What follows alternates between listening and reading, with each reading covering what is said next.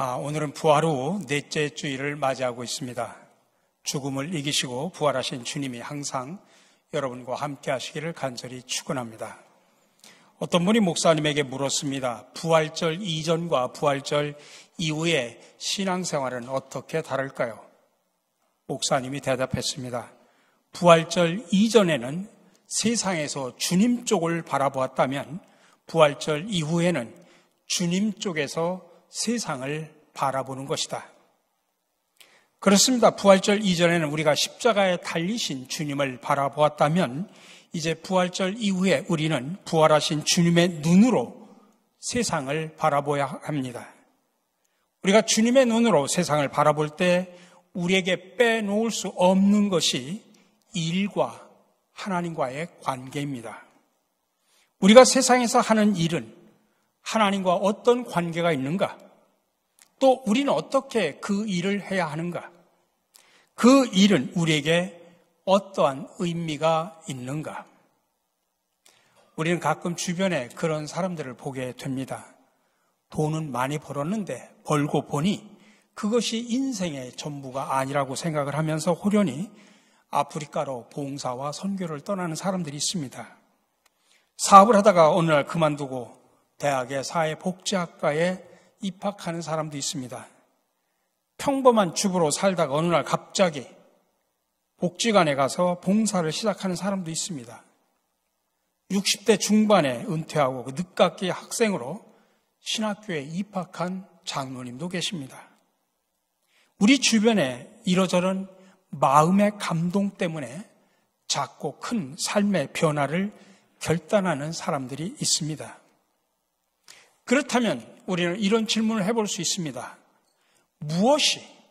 도대체 무엇이 그들의 마음을 그렇게 움직였을까? 무엇이 세상에서 하는 우리의 일을 가치 있게 만들고 있을까? 그 원동력은 어디에 있을까? 이것을 위해서 오늘 우리에게 주신 모델이 바로 사도 바울입니다. 사도 바울은 두말할 것 없이 인류 역사에 가장 위대한 인물 중에 하나입니다. 2000년 세계 역사에서 그를 제외하고는 우리가 이야기할 수가 없습니다. 그래서 셔만 존슨이라고 하는 학자는 바울에 관한 책을 쓰면서 서론에 이렇게 표현을 했습니다. 사도 바울은 신자, 불신자를 막론하고 인류 역사상 가장 위대한 사람 중에 하나다. 먼저 그는 위대한 여행가였다. 당시 대부분의 사람들이 평생 자기가 사는 주변을 맴돌다 간 것에 비해 바울은 무려 5만 마일 이상이나 외국을 여행한 사람이었다. 그 여행은 변화무쌍한 기후와 교통의 어려움을 생각할 때 더욱 빛나는 여행이었다. 바울은 또한 새 세계를 살다 간 사람이었다. 그는 히브리인으로 태어나 유대인의 세계를 살았고 로마 시민으로 태어나 그리스 로마 문명의 세계를 살았으며 그리스도인으로 다시 태어나 신앙과 선교의 세계를 살았다. 그는 위대한 선교사였다. 그는 이교 신앙으로 무장되었던 그리스 로마 사회에 들어가서 그리스도의 이름으로 그들을 전도했으며 그 결과 수많은 교회를 세웠다. 뿐만 아니라 그는 위대한 신학자였다. 그는 당시 세계를 대표하는 네 나라의 언어에 능통했으며 예수님 부활 후 불과 20-30년에 쓰여진 13권의 서신서를 통해 기독교의 신앙과 신학을 처음으로 체계화한 사람이다. 인류 역사는 사도 바울의 신앙과 열정에 크게 빚을 지고 있다. 여러분, 그렇다면 사도 바울을 이렇게 위대한 인물로 만든 원동력이 무엇일까요? 무엇이 그의 인생을 가치와 열정으로 가득 차게 했을까요? 그 가장 큰 이유는 첫 번째로 그가 하나님의 분명한 부름을 받았다는 것입니다. 다시 말하면 분명한 소명의식이 있었다는 이야기입니다. 여러분, 바울의 생애 가운데 잊을 수 없는 사건이 하나 있습니다. 어느 날 그가 다메섹으로 예수 믿는 사람을 잡으러 가다가 예수님을 만나고 예수님 앞에 붙잡히고 예수님을 영접한 사건이죠. 사도행전 9장 1, 2절에 보면 이렇게 말합니다. 사울이 주의 제자들에 대하여 여전히 우역과 살기가 등등하여 대제사장에게 가서 다메섹 여러 회당에 가져갈 공문을 청하니 이는 만일 그 도를 따르는 사람을 만나면 남녀를 막론하고 결박하여 예루살렘으로 잡아오려 함이라. 지금 사도 바울이 다메섹을 가는 이유는 예수 믿는 사람을 잡아다가 결박해가지고서 예루살렘으로 잡아오기 위해서 지금 가고 있는 중이었다는 이야기입니다. 다메섹은 지금 시리아의 수도 다마스커스를 말합니다. 예루살렘에서 북쪽으로 한 200여 킬로미터 이상 떨어져 있는 이 도시는 로마 제국 당시에 가장 큰 도시 중에 하나였습니다. 거기에 유대인도 많아서 약 4만 명의 유대인이 살고 30여 개의 회당이 있었다고 합니다. 사울은 그날 다메섹에 피신한 예수 믿는 사람들을 잡아오려고 길을 재촉하고 있었습니다. 근데 사건은 그렇게 다메섹으로 가는 도중에 일어났습니다. 9장 3절에 보니까 사울이 길을 가다가 다메섹에 가까이 이르더니 호련히 하늘로부터 빛이 그를 둘러 비추는지라. 다메섹에 도착할 즈음에 갑자기 하늘에서 빛이 쏟아졌습니다. 때는 정오였습니다. 정오면 낮 12시, 햇빛이 가장 강하게 비출 때였죠. 근데 바울에게 비친 그 빛은 그러한 빛이 아니었습니다. 사도행전 26장 13절에 보면 바울은 그 빛을 해보다 더 밝은 빛이라고 표현을 했습니다. 하루 중 빛이 가장 강할 때가 정오인데 그 빛보다 강했다면 얼마나 강한 빛이었겠습니까? 그 강한 빛 때문에 바울은 그 자리에서 쓰러집니다. 그리고 아무것도 볼 수 없었습니다. 더듬거리고 엎드려 있는데 하늘에서 소리가 들립니다. 사울아, 사울아, 어찌하여 나를 박해하느냐? 사울이 모기만한 소리로 주여 누구시니까? 라고 묻자 나는 네가 핍박하는 예수라는 음성이 들렸습니다. 여러분, 이 장면을 여러분들은 어떻게 생각하십니까? 특별히 과학이 발달한 이 시대에 하늘에서 빛이 비춰가지고 사람이 쓰러졌다? 눈을 못 떴다? 하늘에서 소리가 났다? 여러분 어떻게 보십니까? 그래서 많은 현대인들은 이 부분을 합리적으로 설명하려고 많이 애를 썼습니다. 그 중에 하나가 바울은 그때 일사병 때문에 쓰러졌을 것이라고 예측하기도 합니다. 햇빛이 너무 뜨거워서 쓰러졌다는 이야기입니다. 또 하나는 바울이 평상시에 간질병을 앓고 있었는데 그날 그가 너무 피곤해가지고 발작을 일으켰을 것이라고 이야기를 합니다. 그러나 만일 일사병이나 간질병 때문에 쓰러졌다면 그 후에 사울의 이 변화를 우리는 어떻게 설명할 수 있을까요? 일사병 때문에 쓰러지면 전도자가 됩니까? 간질병 때문에 쓰러졌다고 순교자가 됩니까? 여러분, 이 사건은 바울의 일생에 두고 잊을 수 없는 새로운 변화와 시작의 전환점이었습니다.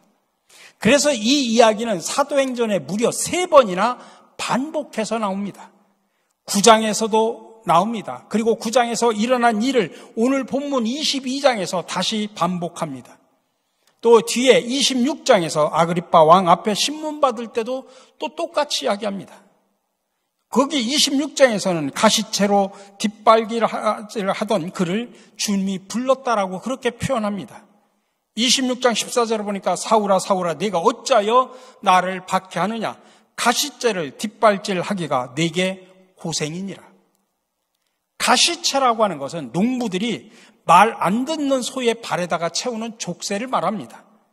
하도 말을 안 듣고 발길질을 하기 때문에 농부들이 소의 뒷다리에다가 족쇄를 채우는데 발길질을 하면 할수록 더 아픕니다.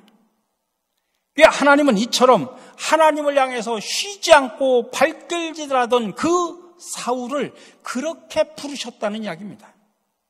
바울은 그 이야기를 지금 3번이나 반복하고 있습니다. 왜 그럴까요? 중요하기 때문에 그렇습니다. 그것은 그의 삶의 새로운 출발이 되었기 때문입니다. 그래서 사람은 3번 태어난다고 하고 있지 않습니까? 어머니 뱃속에서 1번, 믿음과 성령으로 하나님의 자녀로 2번째 태어나고, 또 내가 왜 사는지 사명을 발견하는 순간 3번째로 태어난다고 말합니다.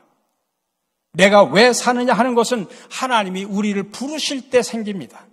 하나님이 우리를 예정해서 구원받게 하지만 우리를 부르실 때 사명을 줍니다. 그래서 오늘 본문을 통해서 우리는 소명과 사명에 대한 이해를 정확하게 해야 됩니다. 소명의 사전적인 의미는 사람이 하나님의 일을 하도록 하나님의 부르심을 받는 일, 다시 말하면 하나님의 부르심을 소명이라고 표현합니다. 영어로 calling이라고 표현하죠. 이에 반해서 사명은 그렇게 부른 사람에게 맡겨진 임무, 그것을 사명이라고 표현합니다. 미션이라고 표현합니다. 성경에 보면 로마서 1장 1절은 예수 그리스도의 종 바울은 사도로 부르심을 받아 하나님의 복음을 위하여 택정함을 입었느니라 라고 표현하는데, 이것은 바울이 자기가 하나님의 부르심을 받았다, 소명을 받았다는 고백을 하고 있는 내용입니다. 하지만 디모데후서 4장 7절에서 바울은 말합니다.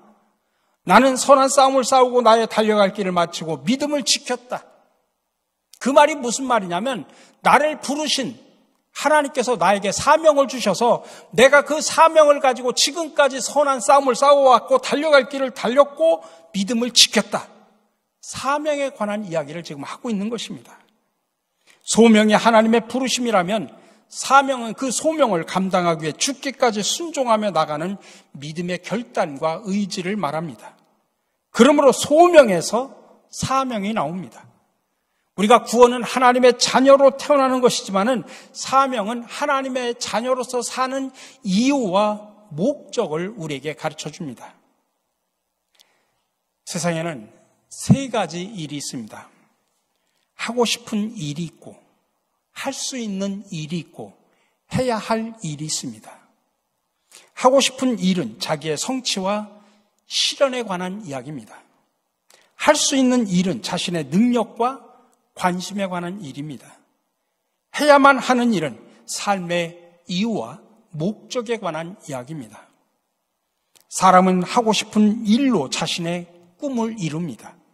그리고 할 수 있는 일로 자신의 능력을 나타내지만은 해야 할 일로 자신의 존재 이유를 나타냅니다. 그래서 사람이 진정으로 태어나는 순간 자신이 해야 할 일을 발견하는 순간이라고 말할 수 있습니다. 그렇다면 여러분은 어떻습니까? 여러분은 지금까지 살아오면서 평생 할 일을 발견하셨습니까? 아니, 지금 하는 일이 여러분이 평생 해야 할 일이라고 그렇게 믿고 있습니까? 고든 맥도날드라고 하는 영성가가 그의 내면의 세계의 질서와 영적 성장이라는 책에서 2 종류의 그리스도인이 있다고 표현했습니다. 쫓겨다니는 자와 부름받은 자입니다. 쫓겨다니는 자는 자기 목적이 없습니다. 그냥 하루하루 살아갑니다. 늘 중요한 일을 따라가는 것이 아니라 급한 일을 쫓아다닙니다. 비전 대신에 야망만 있습니다. 반면에 부름받은 자는 누군가 이끌도록 자신을 맡깁니다. 과거에 묶이고 현실에 안주하는 것이 아니라 미래가 목표입니다. 자기의 꿈을 이루기 위해 살지 않고 불러주신 분의 비전을 위해서 살아갑니다. 쫓겨다니는 자는 자기가 하고 싶은 일을 하고, 부름받은 자는 자기가 해야 할 일을 합니다. 쫓겨다니는 자는 자기가 필요한 길로 가고, 부름받은 자는 자기를 필요로 하는 길을 걸어가게 됩니다. 근데 하나님의 부름에는 2가지가 있습니다. 하나는 1차 부름과 2차 부름입니다. 1차 부름은 하나님이 우리를 관계적으로 부르시는 것입니다. 우리를 불러가지고 하나님과 관계를 맺게 하는 그런 부름입니다. 이사야 43장 1절에서 말하죠. 너는 두려워하지 말라. 내가 너를 구속하였고 너를 지명하여 불렀나니 너는 내 것이라. 이렇게 하나님의 1차적인 부름은 하나님과 우리 사이에 어떤 관계를 맺는 부름입니다. 내가 너를 지명해서 불렀고 너는 내 것이다. 하나님과 우리의 관계를 정확하게 표현합니다. 그래서 소명은 1차적으로 하나님에 의해, 하나님을 위해, 하나님을 향해 있는 것입니다. 여러분, 하나님이 여러분을 하나님의 자녀로, 하나님의 소유로 부르신 것을 여러분들 믿으시기를 바랍니다. 이렇게 1차적 부름을 통해서 우리와 하나님과의 관계가 형성이 됩니다. 그래서 하나님을 믿는다고 하는 말은 다른 말로 표현하면 하나님과 관계를 형성했다는 말과 같은 이야기입니다. 근데 2차적 부름이 있습니다. 2차적 부름은 우리가 하는 일과의 관계입니다. 세상에서 우리의 사명에 관한 부름입니다.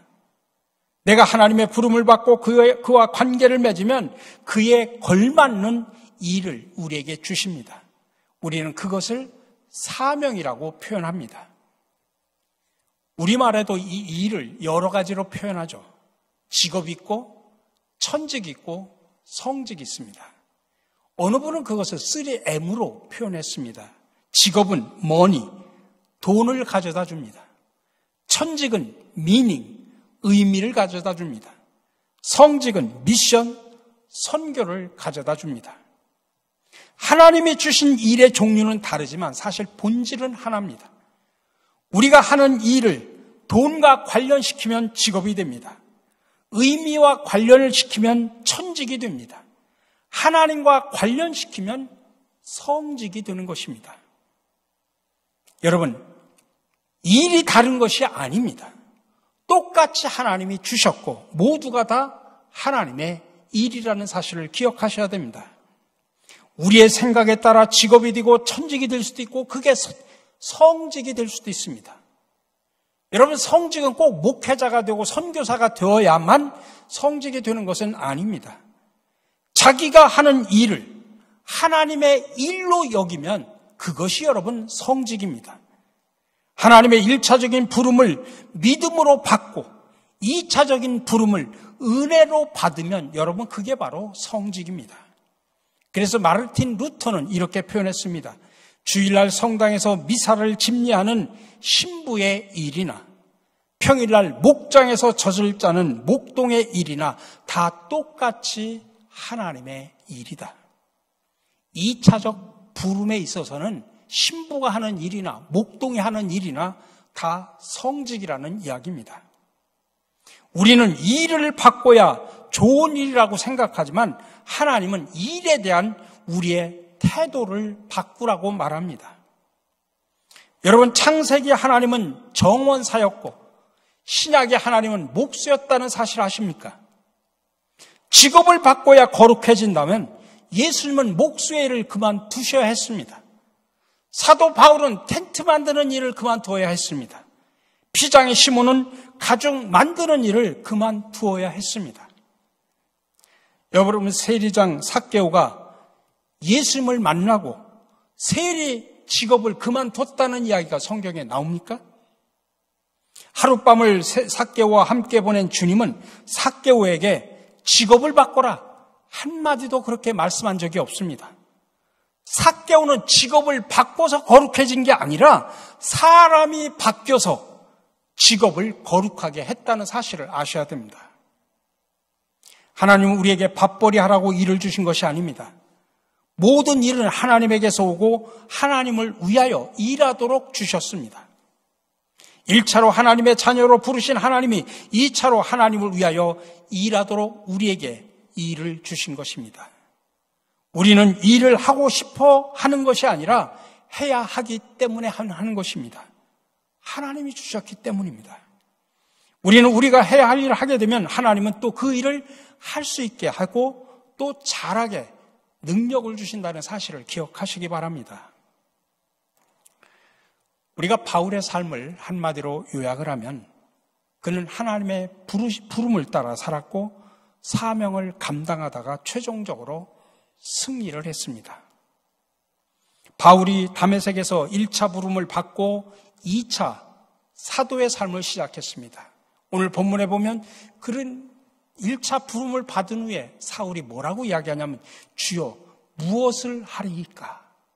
그러면 내가 무엇을 해야 합니까? 라고 묻습니다.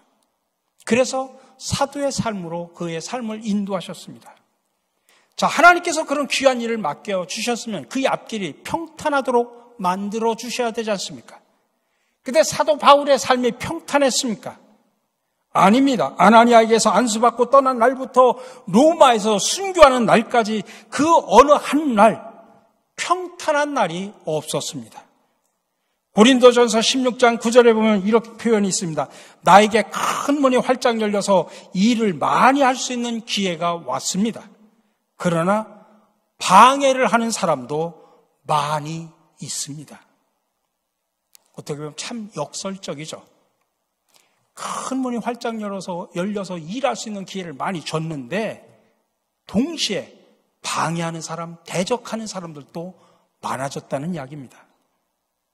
그래서 우리가 하나님의 부름을 따라 사명을 감당하며 살아간다고 하는 것이 우리 앞에 방해하는 사람이 없다, 대적자가 없다, 그런 이야기가 아닙니다.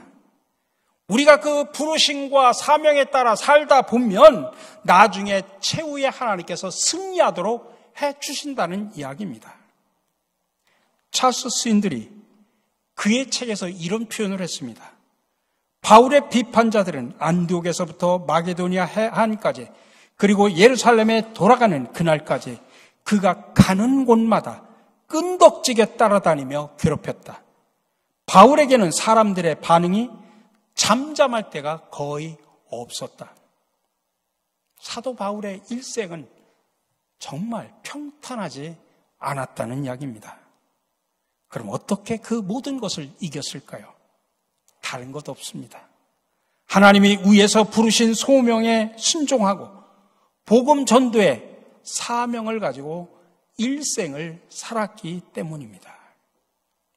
우리 사랑하는 성도 여러분, 오늘 저와 여러분은 하나님이 부르셔서 구원의 기쁨을 주시고 하나님의 자녀 삼아 주신 것을 믿으시기 바랍니다. 우리에게는 먼저 이런 분명한 소명의식이 있어야 됩니다. 그리고 이제는 세상에 보내서 여러분들 각자 주어진 삶의 자리 속에서 하나님 나라를 일구어 가는 일꾼으로 살아가시라고 여러분들에게 사명을 주셨다는 사실을 기억하시기 바랍니다. 이런 분명한 소명의식과 사명감을 가지고 주님의 영광을 위해서 귀하게 쓰임받는 저와 여러분들이 되시기를 주님의 이름으로 간절히 축원합니다.